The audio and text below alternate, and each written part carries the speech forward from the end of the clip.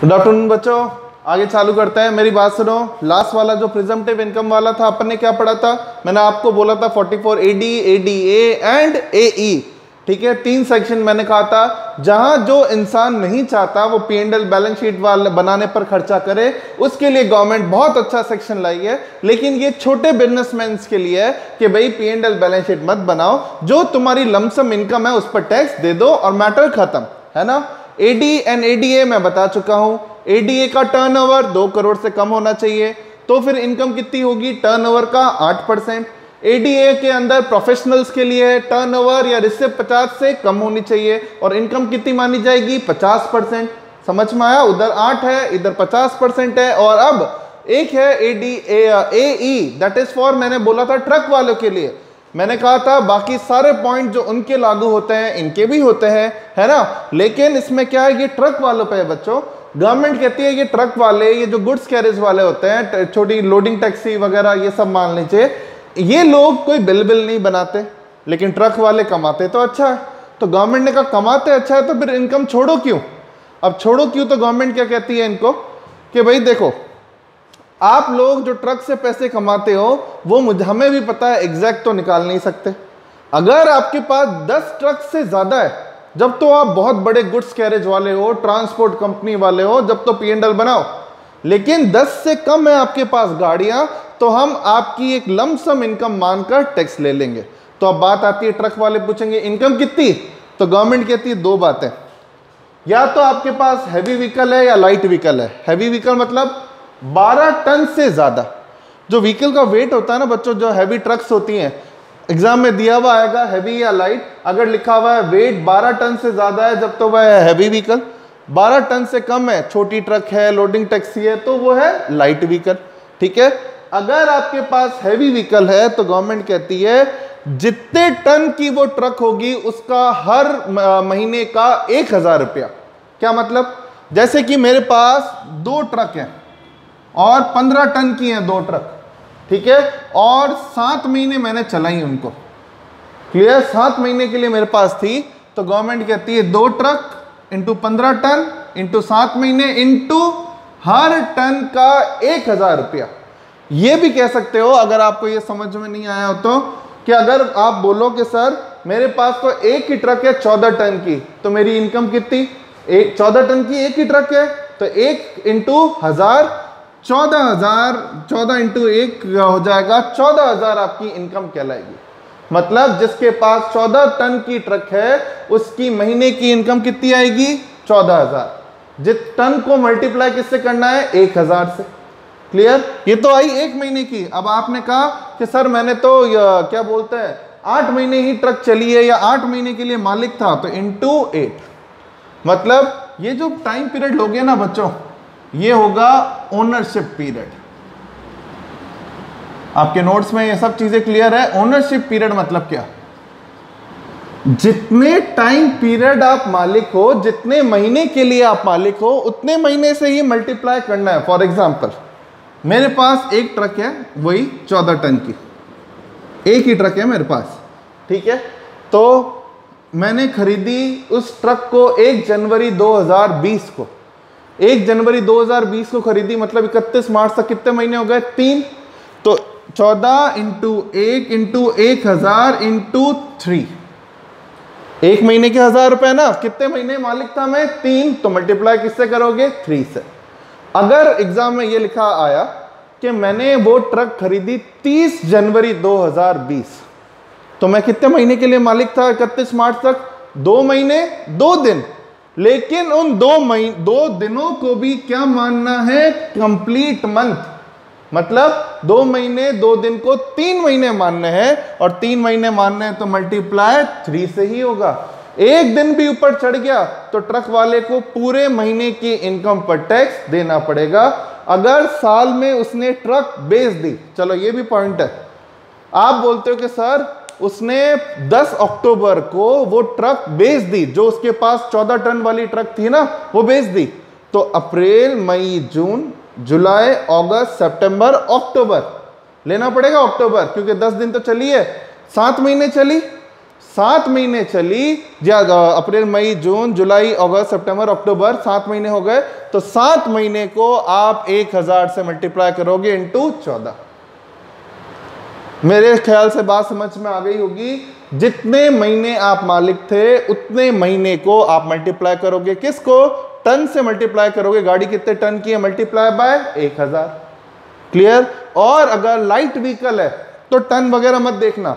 Light vehicle के case में हर महीने के 7500 रुपए हर ट्रक के फिक्स है। मतलब मेरे पास 2 ट्रक है छोटी, तो 2 ट्रक छोटी है तो 2 इंटू 7500, महीने के हो गए 15000 रुपए। अब जितने महीने चलाई उतने महीने से मैं मल्टीप्लाई कर दूंगा। समझ में आ रहा है? जितने महीने आप मालिक हो वो ध्यान रखना। पहले 1 महीने की निकाल ली, फिर देख लो हाँ इतने महीने हैं तो उसको उतने से मल्टीप्लाई कर दो, बस। क्लियर? समझ में आया? तो मेरे ख्याल से कोई दिक्कत नहीं होनी चाहिए इसके अंदर। इसका प्रैक्टिकल बहुत अच्छा बनता है, ये वीडियो के बाद वो मैं दूंगा, वो आपको करना है। अभी एक नेक्स्ट सेक्शन करते हैं अपन। ये नेक्स्ट सेक्शन है बच्चों उनके लिए जो 30 to 37 1 के डिडक्शन लेना चाहते हैं, 40A 48(2) से बचना चाहते हैं, उनको पास करना चाहते हैं। तो एक बहुत इंपॉर्टेंट सेक्शन है बच्चों, section 44AB, audit of accounts. ये ऑडिट है इनकम टैक्स ऑडिट। बच्चों आपने एसडीक्यू फाउंडेशन में ऑडिट पढ़ा होगा, सीए वगैरह में ऑडिट आता है, ठीक है। ऑडिट का मतलब checking of accounts. Income tax की ऑडिट होती है, कॉस्ट ऑडिट होती है, स्टैट्यूटरी ऑडिट होती है, बहुत सारी ऑडिट होती है। अब बात आती है इनकम टैक्स की ऑडिट कब कंपलसरी है। तो इनकम टैक्स की ऑडिट कब कंपलसरी है बच्चों, इससे एग्जांपल से समझना, आप ढंग से समझना। Audit of account section 44AB क्या कहता है? ऑडिट मतलब समझ ही गए हो, आप जो P&L बैलेंस शीट बनाते हो उसको सीए जो होगा, यहां पर सीए नोटिफाइड है, सीए जो होगा आपके अकाउंट्स को चेक करके वेरीफाई करेगा कि इसने अपनी इनकम सही निकाली है। ऑडिट, इनकम टैक्स की ऑडिट मतलब क्या? इनकम चेक करेगा। तो इनकम चेक करने के लिए सुनो, कंपलसरी किसको है ये ऑडिट कराना? बहुत इंपॉर्टेंट पॉइंट है। या तो आपका बिजनेस है या प्रोफेशन है।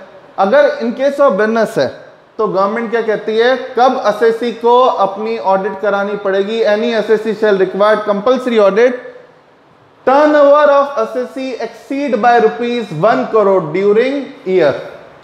अगर आपके बिजनेस का टर्नओवर साल में 1 करोड़ से ज्यादा है तो आपको क्या करानी पड़ेगी? ऑडिट। आपको कोई नहीं बचा सकता।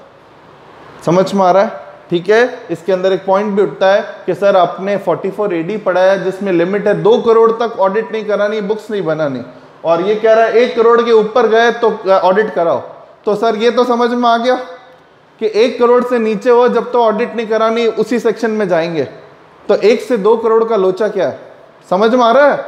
44AD याद करो। 44AD कहता था 2 करोड़ से कम हो तो ऑडिट मत कराना। ये कह रहा है 1 करोड़ से ज्यादा है तो ऑडिट कराना। तो अगर किसी का टर्नओवर 1.5 करोड़ है वो तो फंस गया। तो गवर्नमेंट उसको क्या बोलती है? फंसे नहीं हो।